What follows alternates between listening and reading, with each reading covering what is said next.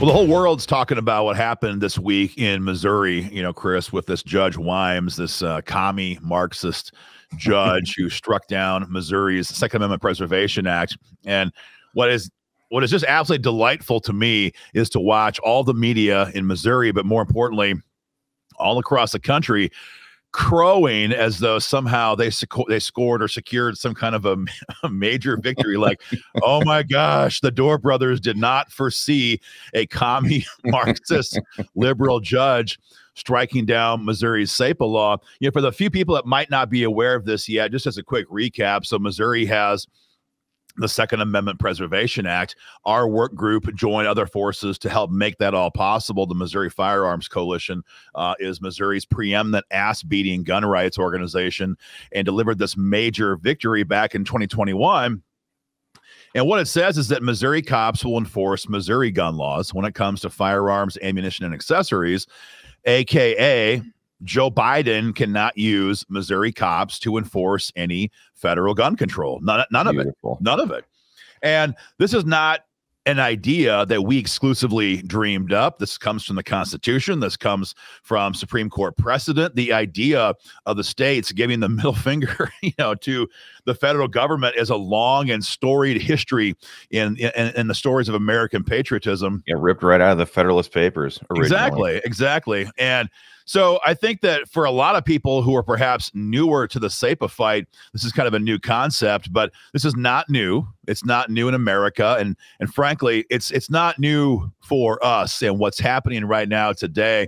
I think what you're already seeing in the news clips in the last 48 hours is some of the NPR folks already beginning to freak out, like, oh my gosh, maybe we just played into the Dorr Brothers' hands, because this now is going to go way, way, way higher. Yeah, that's exactly right. And for them to sit there and think that we are somehow shut down by this leftist opinion of a left-wing activist judge, it's pretty funny. I would say that this is a recent development with this whole idea of anti-commandeering, because it's finally being applied to the issue of the Second Amendment.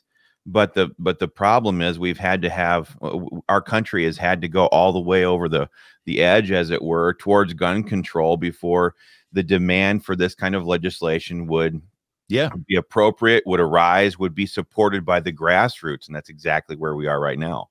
Yeah, that's a good point. We had to have a tyrant wicked enough, evil enough, demented enough to have a need for this in the first place. And obvious enough, one that's willing to stand there and say the foolish things that they are saying right now. Right. That's a good point. So what's great, though, is that our founding fathers anticipated all of this. And they knew that anytime you have a massive country with, whether it's a king, whether it's a president, whether it's any other form of government, eventually there is the risk that that person or that structure becomes tyrannical against its own citizens.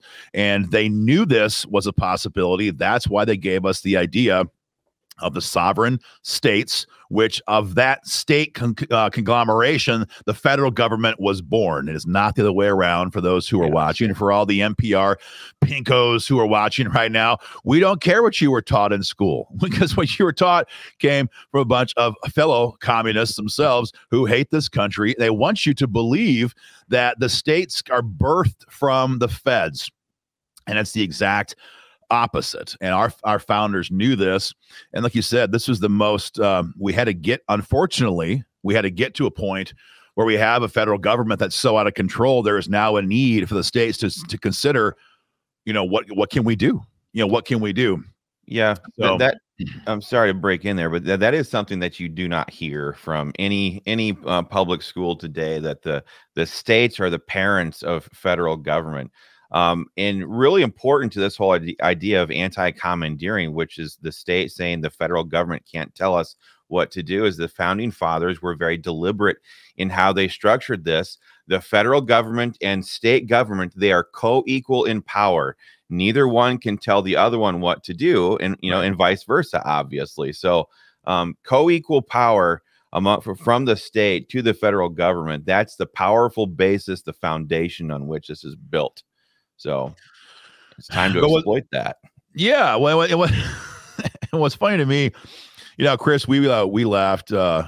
NPR got a Pulitzer Prize, which frankly, they owe that to you, and they owe that to me, and they owe that to Alex, and they owe that to Ben, and they owe it to the rest of the Dorr siblings who are involved with this. But they got a Pulitzer Prize from supposedly uncovering this big secret.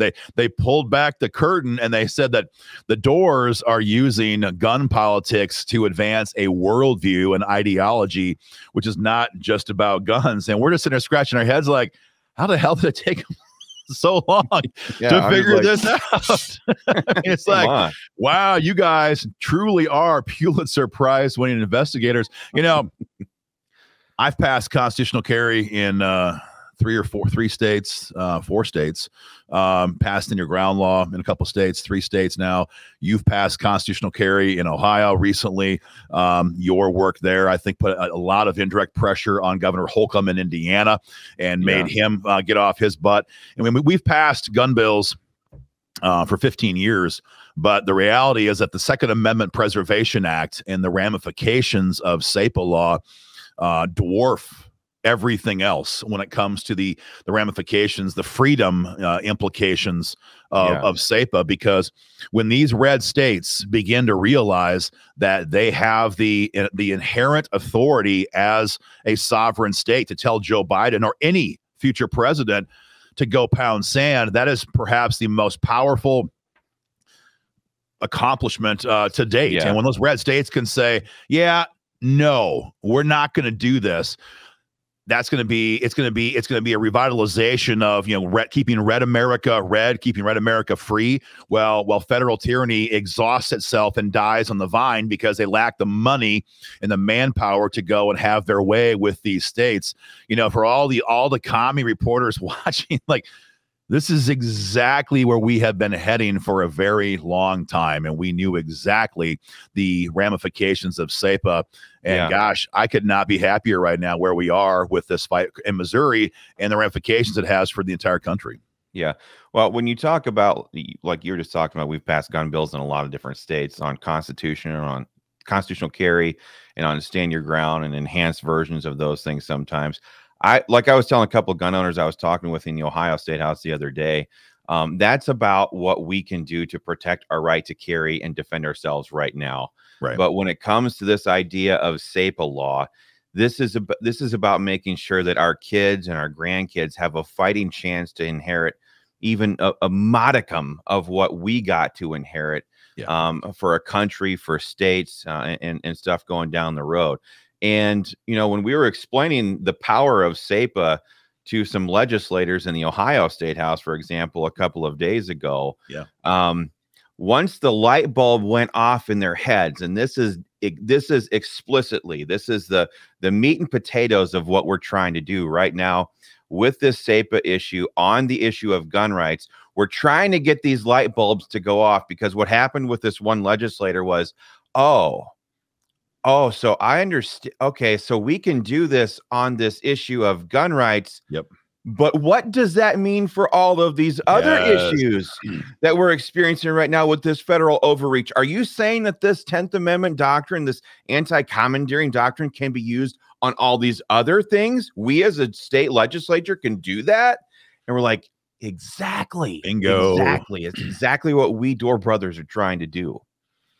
I just don't think anybody in the entire gun rights space in the country, I know that nobody in the gun rights space anywhere is using this in the way that we crafted this 2 years ago, trying to use it for. Yes, it's about gun rights, but it's about the 10th Amendment and the idea of red America staying free. And I've been pushing SAPA. There's a great clip here. Where is this? This is NPR wigging out.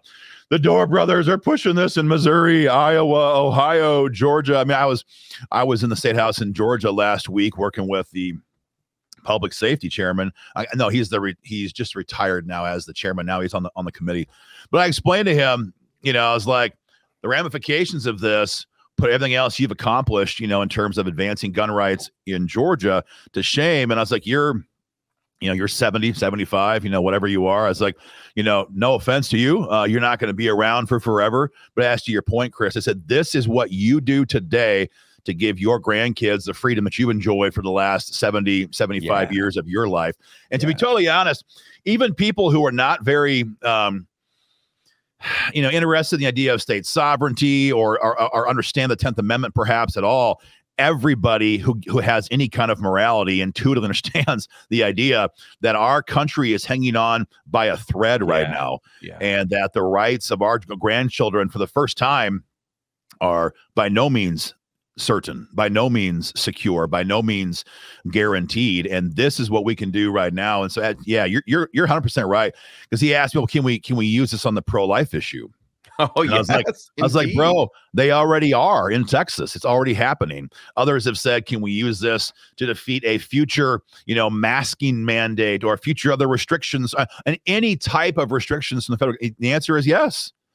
Because common core education standards, Medicaid expansion, all of these different things that are coming down, that are being crammed down the state's throats. A lot of these state legislators, I've been to these legislative conferences before back in my previous time as a legislative aide. A lot of these legislators have no idea of the tools and of the power that they have as members of a General Assembly, and that body unified together on this issue would be able to turn some of these states around that are headed in god-awful direction. I know so many gun owners look at states like California, Illinois, New York, Washington State, and Illinois, and they think, oh my gosh, everything that I see there is only 10 years away from here in my state. Well, you know what? The reason why those states get progressively worse and some of these states are turning from red to purple to blue is because these general assemblies are not fighting back with the tools that they have. That's why we're trying to get this stuff implemented, enshrined, and being used by these state legislatures right now. So. It's almost like this was scripted. Ding. So that's where we are today then right now. So this is Judge Brian Wimes. This is Judge Wimes from Kansas City. Judge Wimes was appointed. I have a clip here somewhere. Appointed by Barack Obama, the OG Marxist president, at least in my lifetime. Yes. And, we were both there, Chris, we were both there for oral arguments last July. The guy J6 was July 6th, I think it was. J6, the other J6. An absolute out of control activist judge. He all but came across the bench at the state of Missouri's legal counsel, who was there to defend Missouri's SAPA law. And he made it abundantly clear that there was no way in heck he was going to uphold SAPA law. And we knew from that day that our chances were between 0 and 0% that it would survive. And we walked out of that court. I remember looking over at now Congressman Burleson, who was there with us, who was the Senate sponsor, and then Jared Taylor, who was the House sponsor. And I was like, boys, that's a victory. And they looked over and said, man, he's pretty rough. And I was like, nah, dude, he's going to strike it down. And that means that far from SAPA being limited to a one-off fight in Missouri, we now have a chance to explode the idea of SAPA, of the Second Amendment, but more importantly, as we said, now 10th Amendment and state sovereignty all across the country. And now that's going to happen. So for those who are watching and have some of the timing questions, yes, Judge Wimes has issued his opinion, and that's all it is. It's an opinion. And he is, for those who aren't aware of the federal court process, he is the lowest rung on the federal bench. So you have your district court judge, you have your circuit court judges, then you have your United States Supreme Court way up here on top. Right. And so this is an opinion from the lowest rung on the ladder, and he struck down SAPA law. But I was talking to our lawyers yesterday about this, and they said, well, what's amazing about his opinion is that he never talks about anti-commandeering, which is the heart and soul of the law. He did not find fault with that. He never mentioned it at all. And he never mentioned any of the voluminous Supreme Court precedent. So when this bad boy gets appealed now to the 8th Circuit, we have massive guns to fire in the appellate process, because this guy never mentioned the dual underpinnings of Missouri's SAPA law, the idea of federalism expressed through anti-commandeering and all. I mean, the Supreme Court precedent is not just like anecdotal. The Prince case in 97 specifically says that President Clinton could not force the sheriffs across America to enforce the his gun, the Brady bill, the gun control bill. Yeah. It's not just like we have a similar theory that we have rulings on. We have specific gun cases. None of that was talked about in this decision. And so I just I think that if you're Merrick Garland and you're Joe Biden, you're sitting there in your little war room. Of course, these are the most effeminate men to ever run, the law enforcement agencies in this country. So war room might be a stretch, but they had a choice to make, and they could have chosen to let Missouri ride and let it go, or they had to choose to be the tyrants that they are and say, we cannot risk the idea of these red states getting the moxie to tell us to go pound sand. At the end of the day, there was no choice. These tyrants are determined. They have to have the manpower of in-state law enforcement, so they had no choice. But in doing so, God, they took the bait, hook, line, and sinker. Yeah, when reading through his opinion a little bit, it looks like he was concerned with some of the preamble language more than he was with the actual substance of the bill. And since we're trying to move this bill right now in the Ohio General Assembly, for example, which is in the 6th U.S. Circuit Court District, it's kind of handy that we have this opinion now because we can tweak our language and get it even better. And if this thing is going to the Supreme Court, he just tipped his hand. I remember being in that courtroom and thinking to myself, so this guy's appointed by Obama. Is he going to be a classic liberal, or is he going to be an activist liberal? Because we've had anti-commandeering doctrine rulings before by liberal court justices, Sotomayor, for example. So that was the only question while we sat there. Is this guy gonna put handcuffs on us and give us the win right away from the outset, or is he going to do America a great big fat solid and bump this thing up all the way to circuit court? And that's exactly what he did. It's what we call in the old fishing business is called hook, line, and sinker. Yeah, and they just had no choice. Tyrants are going to tyrant. Exactly. And they had no choice. But again, in doing so, man, they fell for it all the way. So from here, we have spoken already with Attorney General Bailey in Missouri. Doing a show with him actually later on today or first thing Monday. So arrange our schedules right now. And, AG Bailey in Missouri, as well as Governor Parson in Missouri, are 100% wired for sound on this, and looking forward to that. I would dare say that Bailey is salivating over the chance to take this case all the way to the Supreme Court, because I think everyone knows that it's where it's probably going to head, because the 8th Circuit is definitely more favorable than Judge Wimes is. You have a lot of different judges there, and the complexity of that court and its judicial flavor is definitely right leaning. But you might have other cases, other districts, other circuits rather, where they say, no, we don't like it here in the 9th, or we don't like it here in the 6th. Either way, whether it's this case or a future SAPA law, which is heading up the circuit program, either way, this bad boy is heading to the Supreme Court. And when it gets there, whether it's this year, next year, 3 years from now, whatever, it will be a game changer for gun owners, but it'll be a game changer much, much more so for everybody who cares about freedom, everybody. And this would never have happened with constitutional carry. You're never going to see stand your ground law in the Supreme Court. You're not going to see legislation that we've passed, lifetime carry permits, or letting you have your guns on school property, dropping off your kid. I mean, none of these bills would get there. Because at the end of the day, federal government, the tyrants in Washington, D.C., always planned to pass gun control at the federal level and then choke it down the states' throats. Yeah. This bill, this idea coming along and getting codified now amongst all of the red states, is preemptively giving the lunatics in D.C. the big bird, as it were, and saying, absolutely not. We're not going to let you do that. Not now.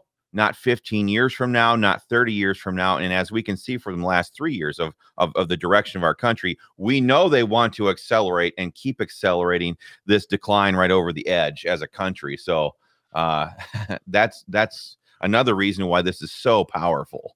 Yeah, what's neat to watch is, again, you have every pundit now on both the left and the right now weighing in. That again is part of the advantage. In for the last year and a half, it was commies and tyrants in Missouri who were pissed off. Media in Missouri who was angry. St. Louis and Kansas City cops or their department heads, that is, who were angry.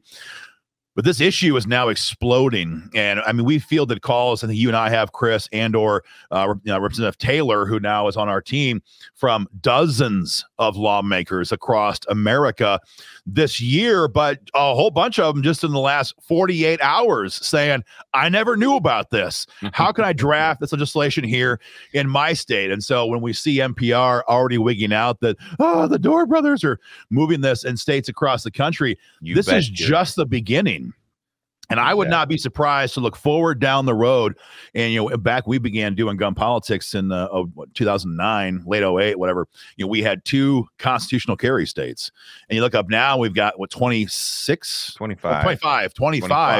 constitutional carry states.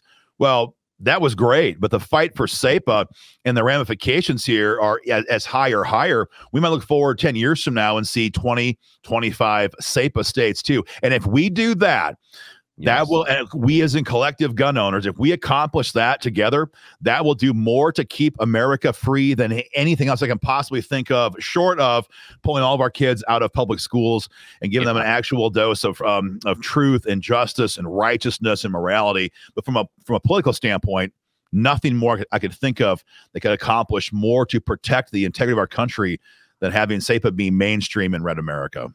Yep, preach it. I like to think of it in this term. It's kind of like castrating Washington, D.C. when it comes to gun control. They can't do anything if this gets on the books all over the country. Like you said, Aaron, we went from 2 to 26 25 constitutional carry states. I think Florida is going to join them here very shortly. In 2006, it was the first year that Stand Your Ground law passed in the state of Florida. And then all of a sudden, boom, a couple years later, now we have 37, 38 Stand Your Ground law states.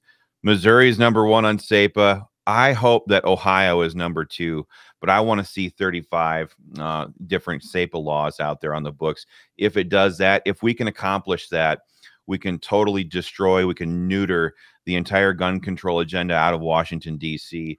And that's just on guns. Again, when I think of, like you just said, one of the things that you could best do to preserve freedom is to yank your kids out of government school. I think SAPA can be used on the education system in America by the states. I think it can be used to push back against the medical tyranny that we're seeing out of Washington, D.C. I think it can be used on probably 15 other issues just off the top of my head.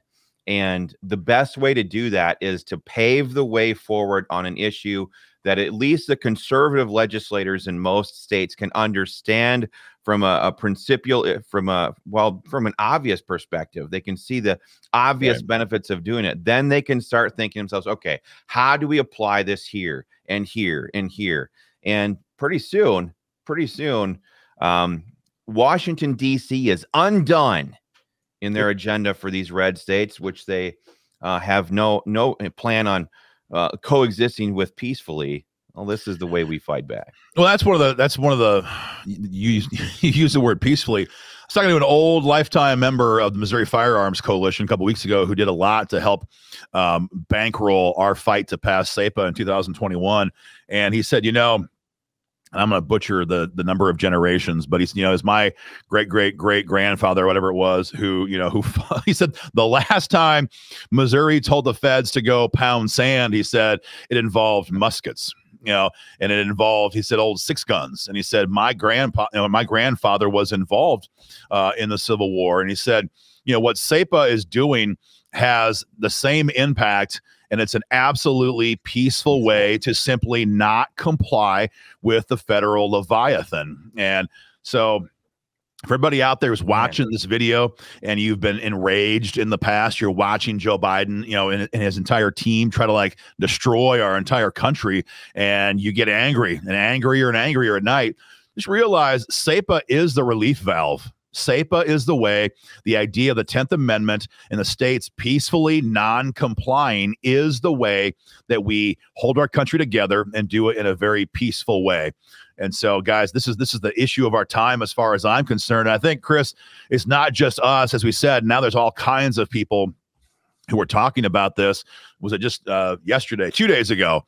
Judge Napolitano, a leading, probably the leader of the libertarian thought movement when it comes to legislation in particular, came out with an incredible video interview with him and a podcaster, I believe, and we're going to play this at the end of our video here, where he called Missouri's SAPA law the highest or the purest, the most comprehensive expression of federalism since Thomas Jefferson and James Madison opposed the Alien and Sedition Act in 1798. And I gotta tell you, goosebumps. Yeah, goosebumps, man. I mean, like, we knew this. We wanted to do this from the get-go, and now to see how this is playing out in real life, thank God for the members of the Missouri Firearms Coalition. Yes. Thank God. America owes a debt of gratitude in states all across the country that are going to pass this eventually. They owe a debt of gratitude to the members of MOFC and Jared Taylor and Eric Burleson and you, obviously, for getting this job done as the first pioneer state. I love to think of it in terms that America is such a pioneer country, obviously. But I love it when great, big, huge things like this come along in very subtle ways. I think everybody shares this frustration. Like, when they see the direction our country is going, and they get angry and they think of their own legislators, do something. Or they think, oh, it's just too late. It's going to be a powder keg. It's going to come to guns, whatever. All of a sudden, SAPA law comes along. This nice pioneer just like waltzes in the door and says, you know what? We can take care of 99% of this stuff. Just put me on the books. Just put me on the books, coach. Put me in, coach. Put me in, coach. And that's what we're doing with SAPA. So, yeah, everyone's playing their part. MOFC members, gosh, so is Judge Wimes. And we thank you for the tyrant that you are and for playing the role that we scripted out in advance. We could not be more happy to see where we are today. Again, want to make sure everyone knows this is no defeat. This is an absolute necessary step in the fight as we elevate the fight for SAPA higher and higher and higher.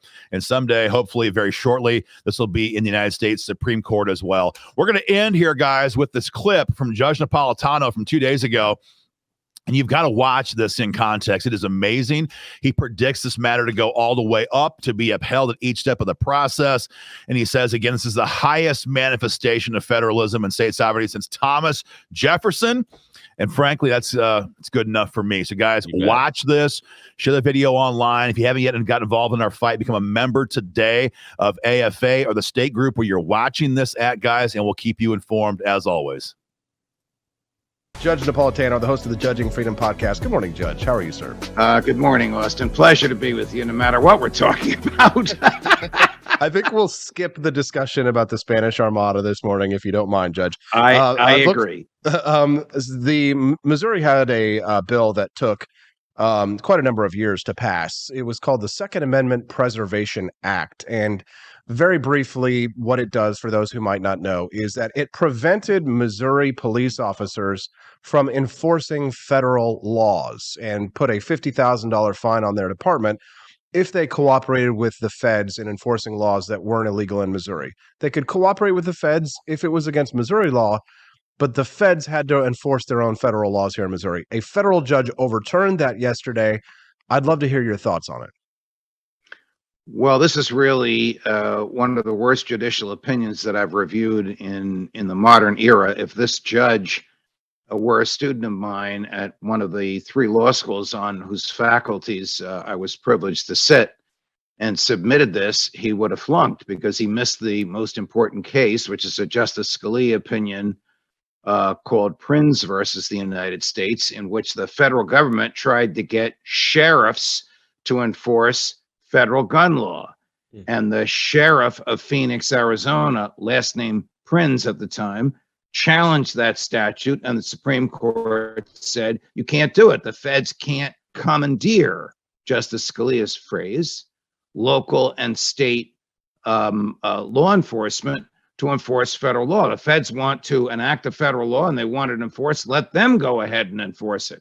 There's absolutely no authority under the Constitution whatsoever for the feds to commandeer locals. So this judge missed the case. Now, the most important case. Now, I didn't read the briefs, and I'm sure that the briefs supported or submitted by the Attorney General of Missouri cited that case. How he could miss it, how he can get around it, I really don't know. The statute itself is one of the finest demonstrations of federalism since Thomas Jefferson and James Madison dissented from the Alien and Sedition Acts in 1798 by writing the Virginia and Kentucky resolutions, which supported the concept of nullification.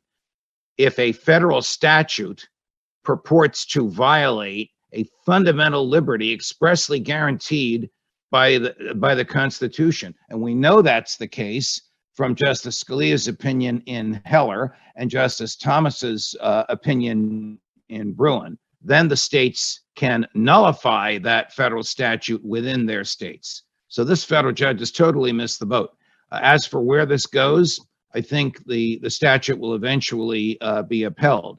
Whoever crafted this in the Missouri legislature has a superb understanding of federalism and superb timing, knowing that with this present Supreme Court itching to enhance the concept of federalism, to leave the states to protect civil liberties in areas where the feds failed to do so. Here, the civil liberty to defend yourself. I think the court will profoundly alter this ruling that came down yesterday.